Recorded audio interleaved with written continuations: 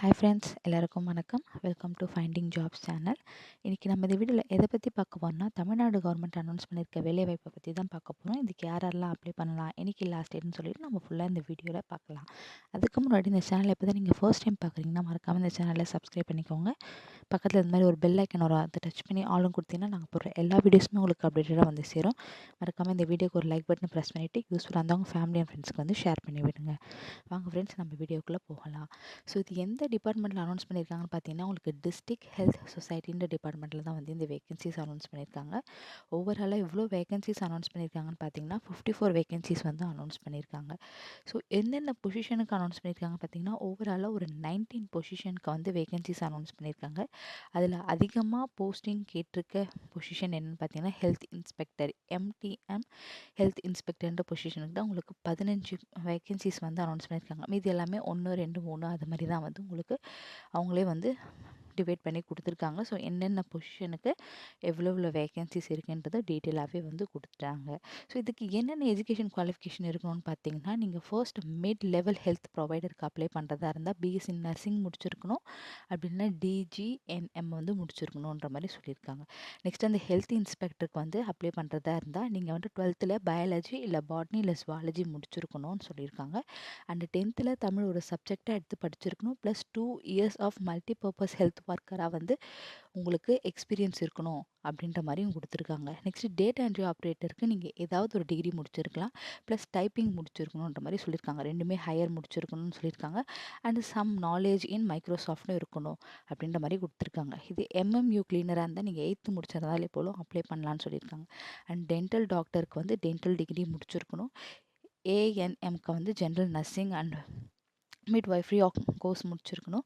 Hospital ஒர்க்கருக்கு 8th முடிச்சிருந்தா போதும். ரேடியோகிராஃபருக்கு CRA qualification இருந்தால் போதுன்ற மாதிரி சொல்லியிருக்காங்க.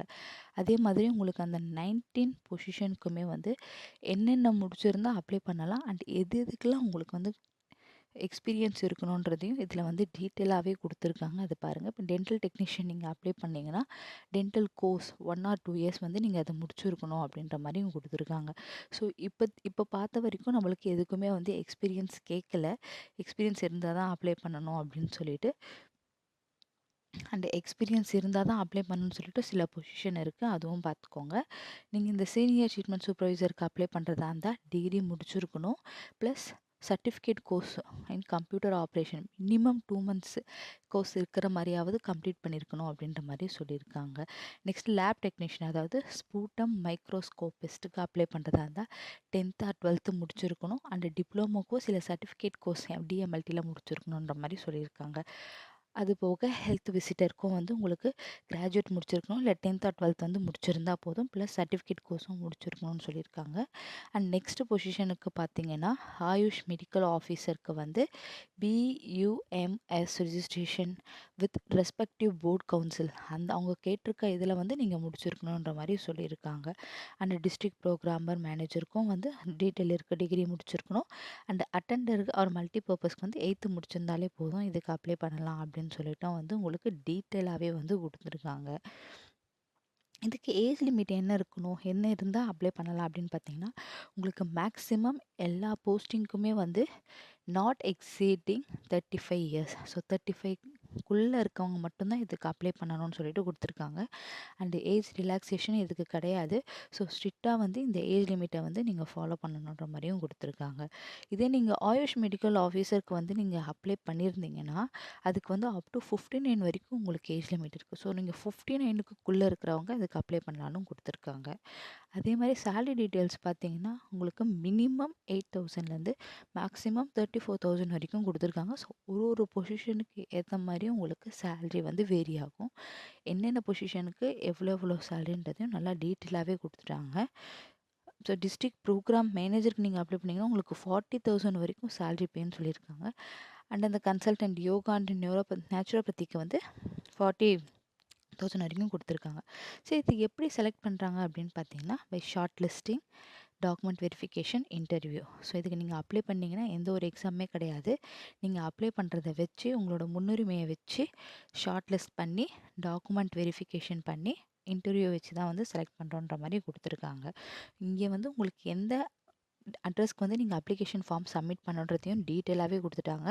அண்ட் இது அப்ளை பண்ணுறதுக்கு என்னைக்கு லாஸ்ட் டேட்னு பார்த்தீங்கன்னா 21 டிசம்பர் தான் வந்து லாஸ்ட் டேட். ஸோ அன்றைக்கி ஈவினிங் 5க்குள்ளே அந்த அட்ரஸ்க்கு அப்ளிகேஷன் ஃபார்ம் போய் சேர்ந்துற மாதிரி பார்த்துக்கோங்க. இந்த அப்ளிகேஷன் ஃபார்மோட என்னென்னதெல்லாம் அட்டாச் பண்ணணும்னு பார்த்தீங்கன்னா 10th mark sheet, 12th mark sheet, இல்லை டிகிரிக்கு ஏதாவது பொசிஷனுக்கு அப்ளை பண்ணிங்கன்னா அந்த degree certificate and degree mark sheet இருக்கணும். Undergraduate registration certificate if applicable அது இருந்தால் அது கொடுக்கலாம். Next experience certificate for COVID-19 கேட்டிருக்காங்க. And experience certificate for other போஸ்ட்டுன்னு கேட்டிருக்காங்க. நெக்ஸ்ட் இப்போ நீங்கள் டிரான்ஸ்ஜெண்டர் இது ஃபிசிக்கலி சேலஞ்சு பர்சனாக இருந்தால் அதோட ஸ்பெஷல் கேட்டகரி சர்டிஃபிகேட் ப்ளஸ் உங்களுடைய அட்ரஸ் ப்ரூஃப், அதாவது ஓட்டர் ஐடி, ஆதார் கார்டு, இது மாதிரி சில ஜெராக்ஸ்லாம் வந்து அட்டாச் பண்ணணுன்ற மாதிரி சொல்லியிருக்காங்க.